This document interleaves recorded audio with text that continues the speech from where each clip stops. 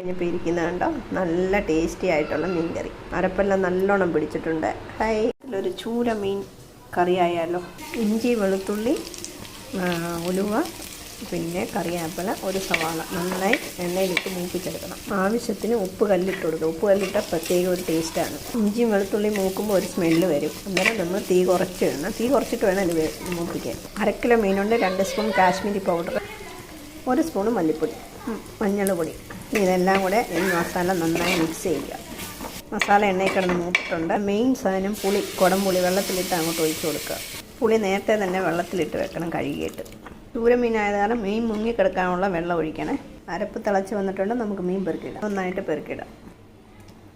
ഞാൻ കറക്റ്റിന് വെള്ളമാണ് വെച്ചേക്കുന്നത്. കണ്ടോ, ചൂരയുടെ പൂവാണ് ഇത്. നമ്മുടെ പട്ടിക്കുട്ടന് ഇഷ്ടമാണ്. അടച്ച് വെച്ച് 10 മിനിറ്റ്. അങ്ങനെ നമ്മുടെ മീൻ കറി റെഡി ആയിട്ടുണ്ട്. എല്ലാവർക്കും ഇഷ്ടപ്പെട്ടെങ്കിൽ ലൈക്ക് ചെയ്യണം, സബ്സ്ക്രൈബ് ചെയ്യണം, കമൻറ്റ് ചെയ്യണം. Thank you.